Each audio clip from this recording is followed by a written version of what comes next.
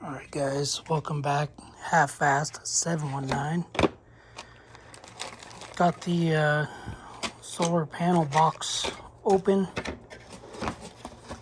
We have all the bracketry. I don't know how you're supposed to attach this to the roof, but maybe these screws? I don't know. Everything seems to be here.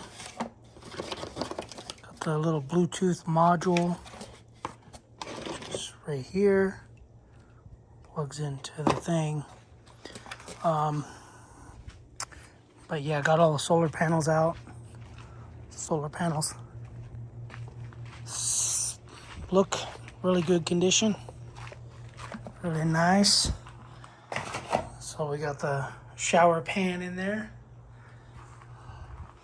You can see, get in here. It's not obviously where I want it because I'm gonna have it in the floor or on the floor, so I gotta cut the wood there, cut that wood there. Oh jeez. And then cut the wood there. But for the meantime,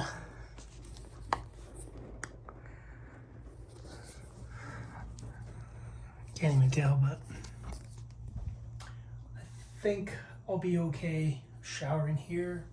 It will be an inch lower because, or 3/4 of an inch, I should say, because the wood, there's a drain right there, but I'll probably turn that drain forward because obviously I don't want it to drain into the wall. But anyway, so yeah, so tomorrow I'm probably gonna mount all the solar panels on, cut the hole for the max air fan.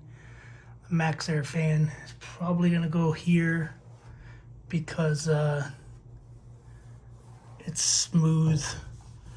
I guess we do have a ripple there, but I think it'll fall in place somewhere there, somewhere here, and then there's the next ripple, so it'll fall in somewhere in here.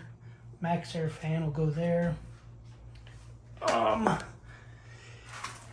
Yeah, because all the other ones have the things in the middle. This one doesn't, but it does. It doesn't have enough room for it. This one, same thing. So yeah,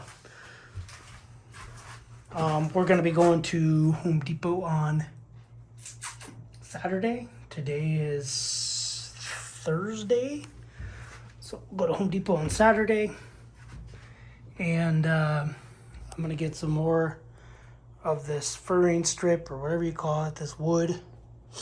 I also was looking at maybe tearing this wood up and the insulation, tearing it up and doing that one board that they got, that's a purple or pink board, taking all this wood and everything up and just slamming that stuff down on here, maybe glued in a couple spots. So that's also a plan, a possibility. And like I mentioned before, the solar stuff is all gonna go in that corner, the batteries and everything, because like I said before, you got driver's seat, you got, I'm gonna put a gray tank in here, somewhere in there, or somewhere under here, gray for shower water, and probably sink water, because I'm gonna have basically it's just gonna be a wall here, obviously a wall there, a wall in the back, and then maybe a shower curtain in the front, and yeah, ants biting me. And then I'll do a little like kitchenette deal where it's going to be a sink, something else, sink, whatever you call it. But the batteries only weigh 50 pounds for both, so 24 pounds a piece, plus all the other stuff. It's really not that heavy. So that's another reason why I'm going to have the battery stuff all back here, just because I'm going to have gray tank. I might do a propane tank under here, and then like a forklift propane tank, and then I might take the spare off and do a freshwater tank there, and I won't have a black tank. So anyway, but yeah, basically I just brought all this stuff out here. It's just four solar panels, 100 watt each, supposedly. If you want more details, you can go to the Renogy website, look up their 400 watt kit. But comes with the brackets and hardware. So I believe these go under there. There's holes on the back side of these. So could probably just flip one over.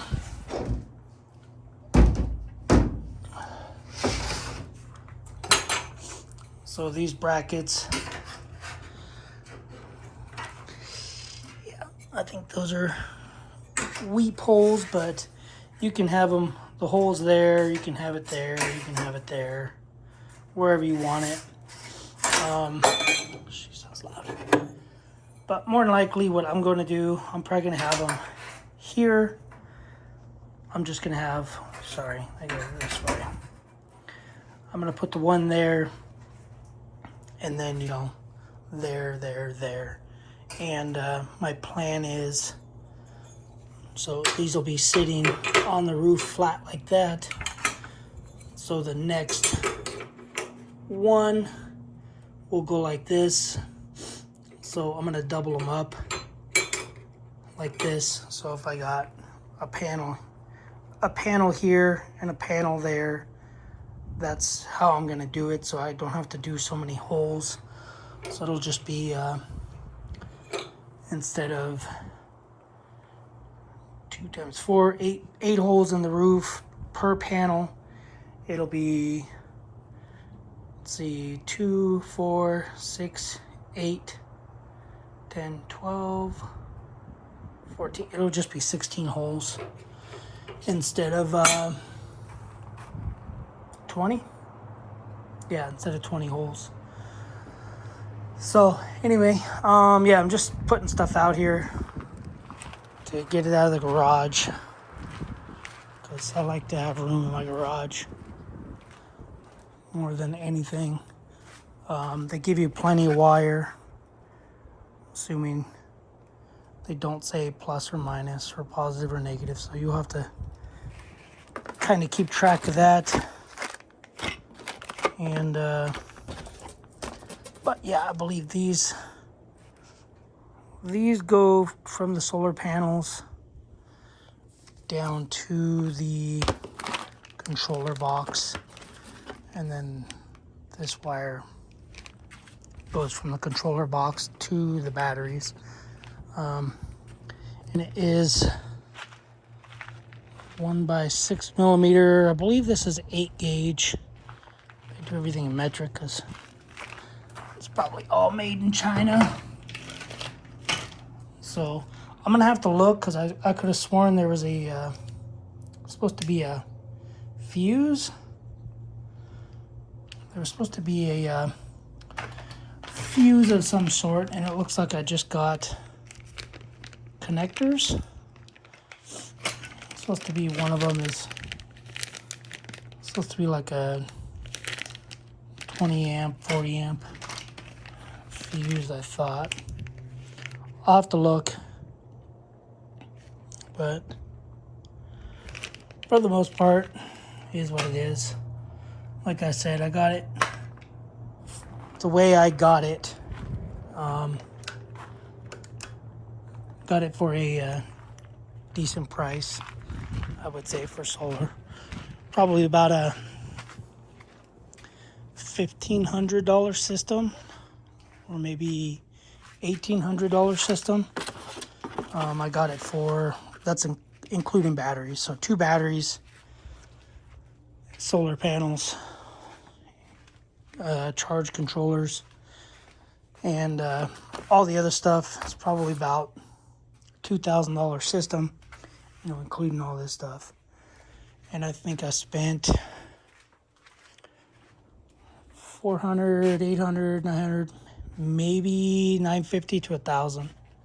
So anyway, not that bad. Plus I plan to sell this charge controller because I'm not using this one. I don't really want to open it, but whatever. So it's the Adventurer solar charge controller.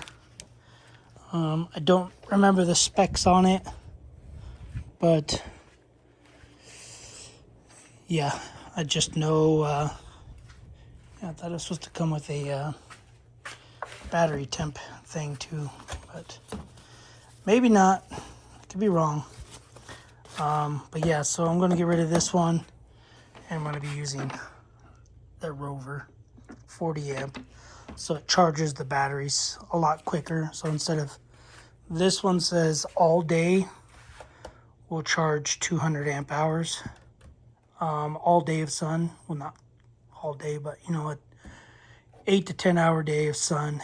And then this one is supposed to be 4, basically half, because this is only like a 20 amp, and that's 40 amps, so just double. Anyway, yeah, and then I'm probably gonna have to buy a piece of wood so I could put all the stuff on there. And then maybe I'll take this thing apart, see if there's a battery in there, because if there's a battery in there, I could use that over those. So anyway, yeah, it's supposed to pick up a little bit of some wind in a little bit.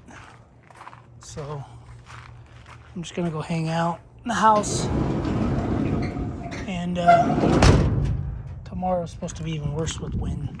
So don't want to be on there cutting holes or having solar panels in the wind. So, but I do have to get a new radiator cap.